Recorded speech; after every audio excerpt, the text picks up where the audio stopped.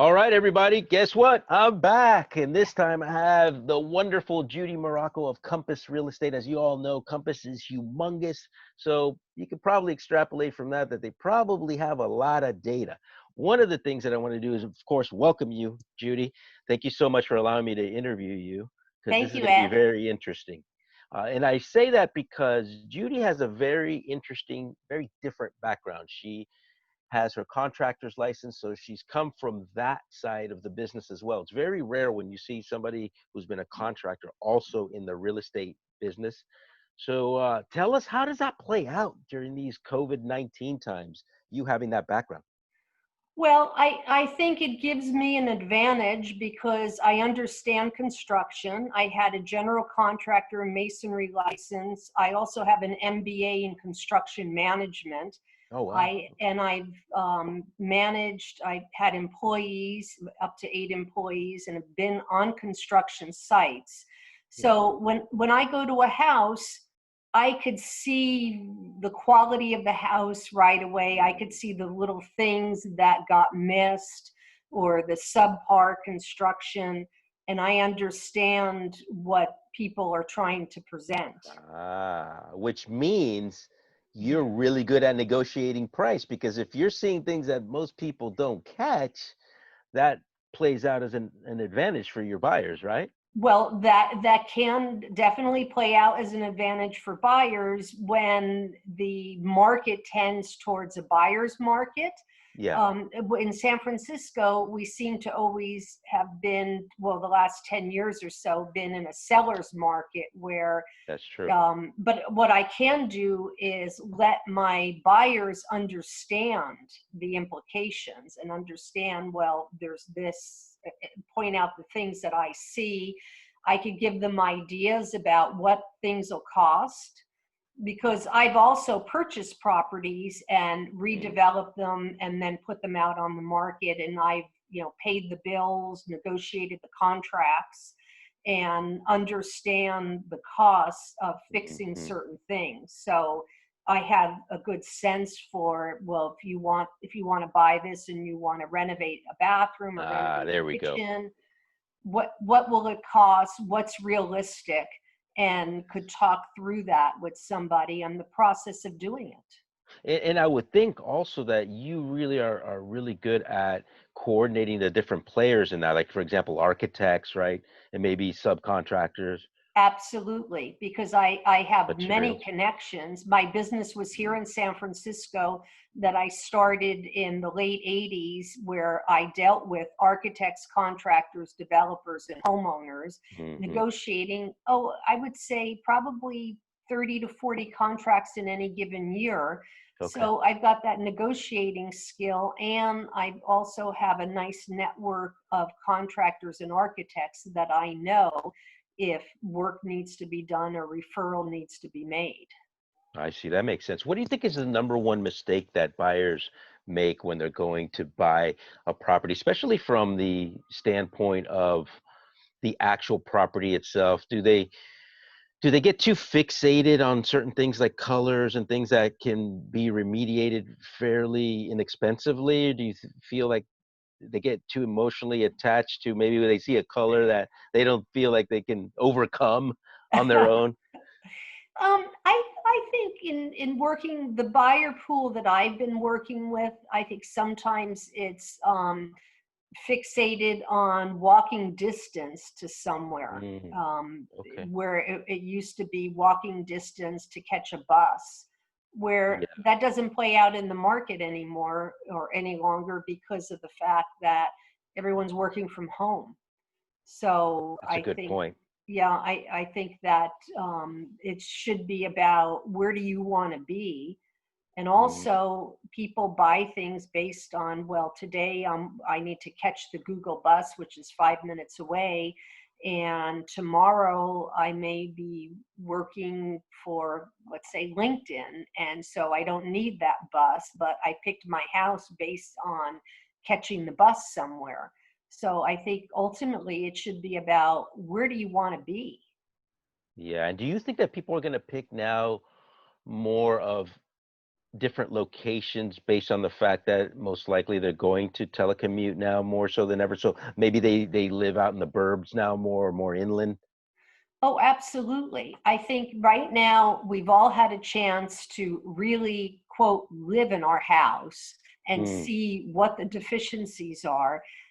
I think that people are realizing that maybe outdoor space is what's important. I've had a few people reach out to me and say what's important is that they live near the beach or near Golden Gate Park because they want to be able to walk there because we're not supposed to be driving at this point. We're only supposed to be enjoying the area within our own smaller community within the city. And so that has become more important. The idea of having a separate room that can be a room for your office away from the kids becomes more important. that's true. Or a husband and wife or two partners working and we're both on Zoom calls. Well, we need to be in our own rooms so that we can both be doing meetings, virtual meetings at the same time. So I think more living space is what's important. More living Yeah. space and more outdoor availability, whether it's our backyard that we could sit in and go outside, or whether it's near our favorite part of the city that we could easily walk to. That's a good point. Do you think there's going to be a migration from condos to single family because of the Absolutely. whole COVID-19? Absolutely. I think that people see that the shared space in a condo building, especially the like 50 plus condos in a building, there's not enough privacy. There's not enough Hmm. being able to be in your own bubble.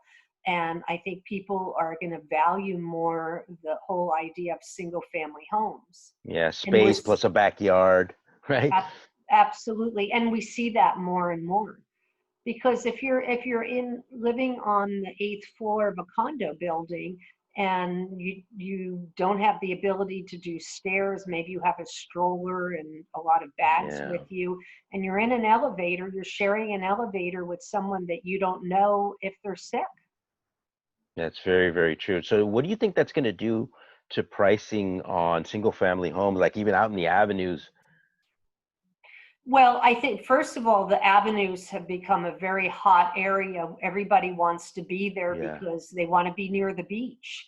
I think fog isn't so much an issue as it was 10, 15 years that's ago true. because It's gone our down weather tremendously. patterns, yeah, Yep. our weather patterns are changing. Yes. And that the people buying single family homes right now want to be near the ocean. They want to be able to walk at the beach. So the Makes sense. especially in what we consider the first time home pricing, Mm, which in San Francisco is somewhere priced around 1,200,000 to 1,600,000. That is very competitive. There's a lot of buyers out there, especially right now. yeah. And prices are really not going down in single Hmm. family homes. There's multiple offers in many of these houses. Which that squashes that whole idea of people asking me, do you think that prices are going to go down 10 to 20%? No, not Well, not here anyway in San Francisco. if you look at some of the charts, even from 2008, in which Yeah, we had a real depression because right. of the subprime mortgage failure, prices in San Francisco didn't go down. Flatlined. It kind of flatlined, and yes, we went down. We probably went down 5 to 10% in most of the neighborhoods of San Francisco, but we never dropped down that much. Now, Yeah. if you take the economy right now, there's no there's no underlying causes of collapse of the housing market. If anything, there's becoming more demand for the housing market because, for one thing, the mortgage rates are, which Ed, you should talk to that. Mortgage rates are an all-time low. We should Absolutely. we should have that. How long do you think mortgage rates are going to be that Well, look, they're as they low are? artificially, thanks to the Federal Reserve. They have to, because if not, Mhm. we go into a depression. I mean, we're already talking about 20% going to 20% unemployment, right? Over 36 million Mhm. people out of work. So for them to pull the plug on that would be absolutely disastrous. So I think they're going to stay this low, in this range, I think, for the next 2 years. That's what I think. So it's a great time to buy because of that. I mean, we've hit all-time lows. And for those of you who remember 1981, 21% was the rate on a right on a 30-year fixed. The average has been about 6.5 And now what over is it that now? time. Right now, I'm doing, depending on your loan amount, I'm averaging about 2.75% on a 30-year fixed. I mean, it's absolutely absurd.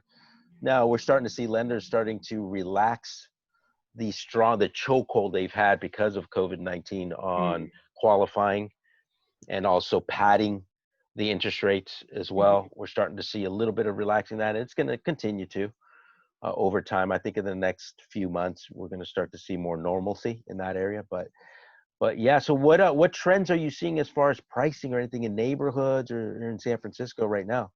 Well, again, it takes to the single family homes, which we're talking about Noe Valley, Glen Yep. Park, the Sunset, the Richmond, and homes in the priced under $2 million are extremely strong markets.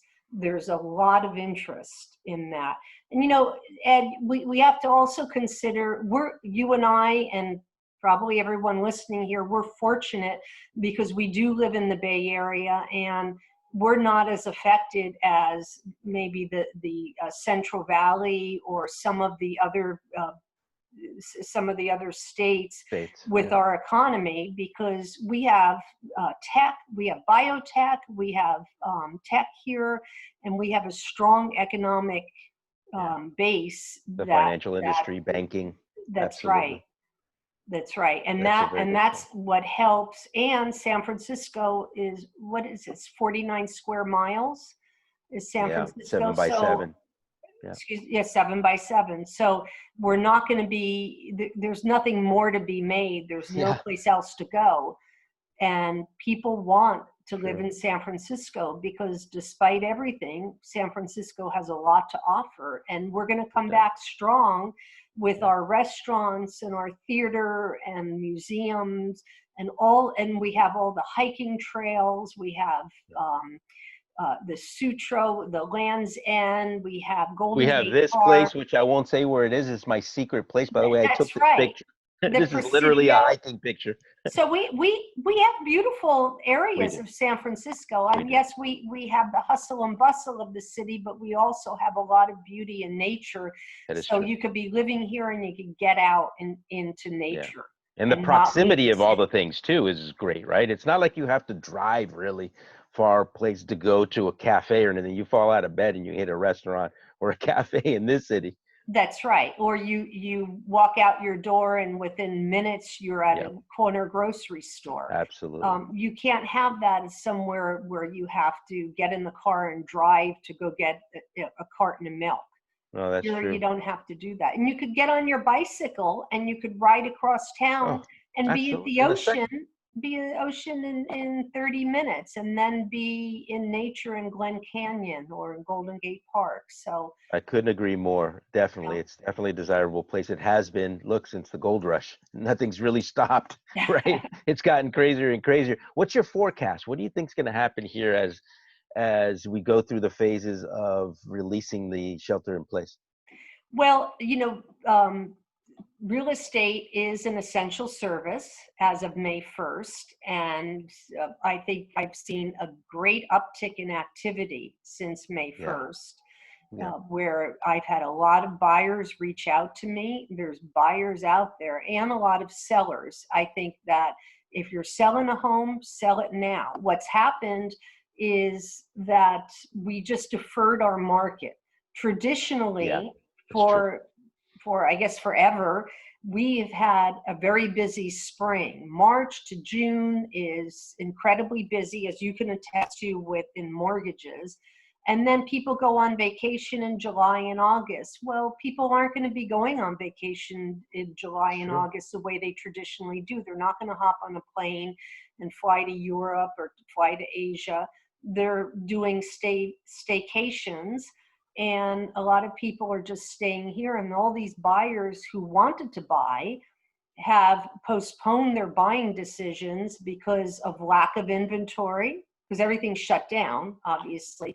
And now we see that inventory is on an uptick, and so is buyer activity. So we just moved the market from March to June to June to August. So where we didn't used to have very much going on in the summer, that's going to be our spring market. People Yeah, I are couldn't going to agree be more. buying.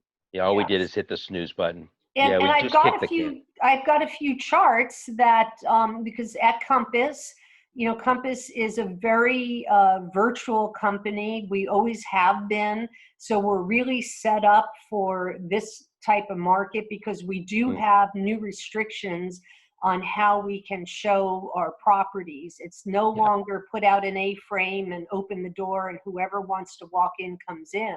Now we have to have people to sign affidavits saying that they're not sick. and it's only two people, right? Two Besides you, people, the agent. Okay, one max. agent, one agent, and two people from the same household. And Correct, you from the have to same. sign. You have to sign the paperwork before you're allowed into the house.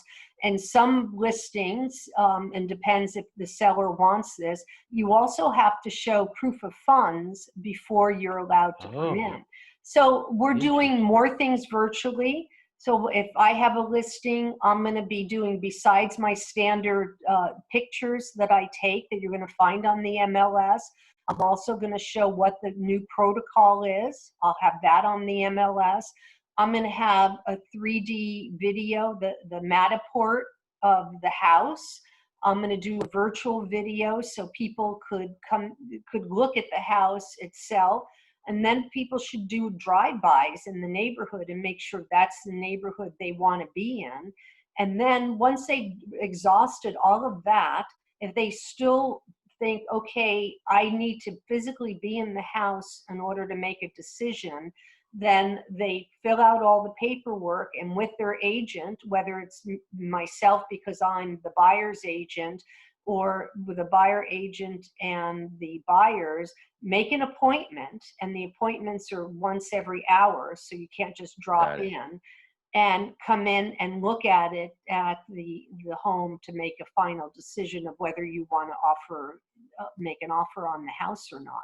So Ed, I think this is where you'll be more involved because it's really important now for buyers to get Get themselves pre-approved. pre-qualified Yeah, and pre-approved, I'm and they seeing need it. that letter.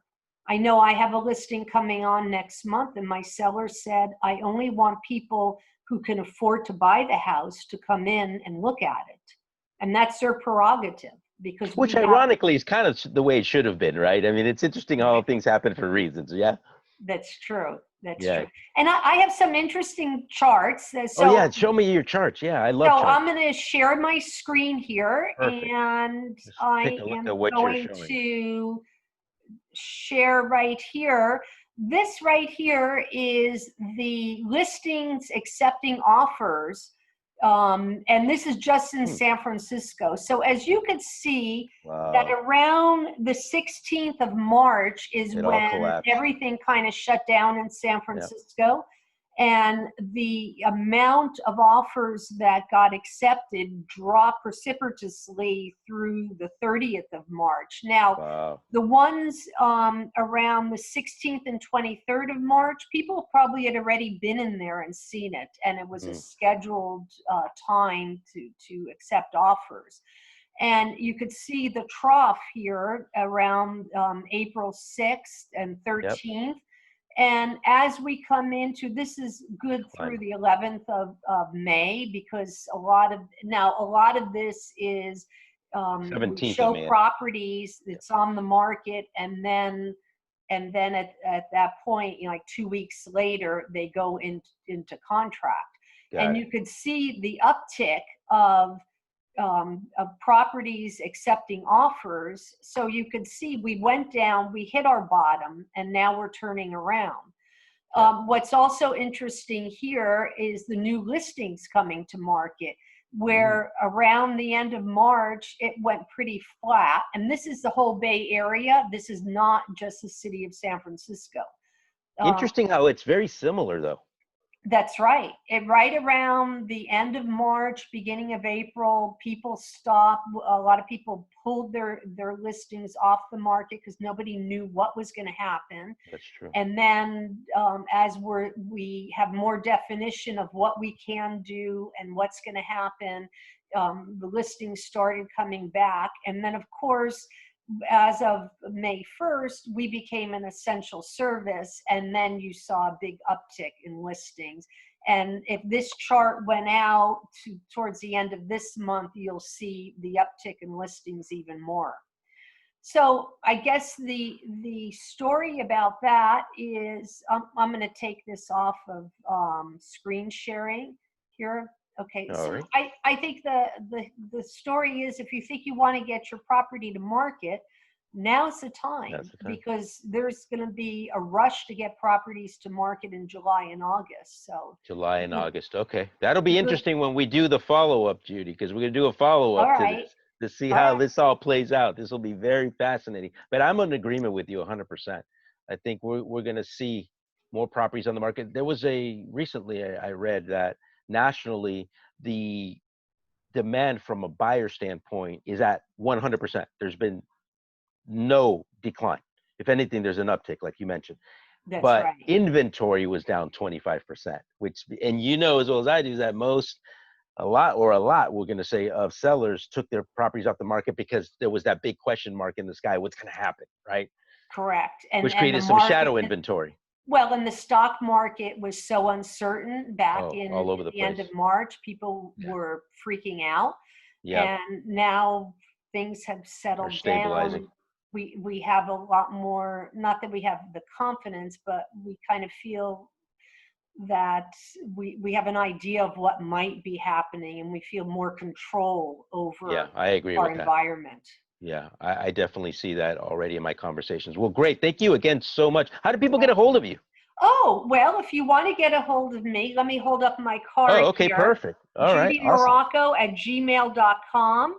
Excellent. Available for consultations. I work with buyers and sellers alike. So Yeah, give a excellent. call. Yeah, give her a call because she's been in the business a very long time. And again, not only is she your standard realtor, which you don't see a realtor who has the contractor or construction background and the contracting background. You just don't see that. So she's a great source of information, whether you're looking to buy your first home, you're buying a fixer, right, or you're just going to be selling a property. You should talk with her because she'll give you pointers on exactly how to list that property. So thank you again. You have a fantastic day, and I can't wait to do the follow up. Thank Take you, care. Ed. Take You care, too. everybody. Bye Bye. bye. Bye.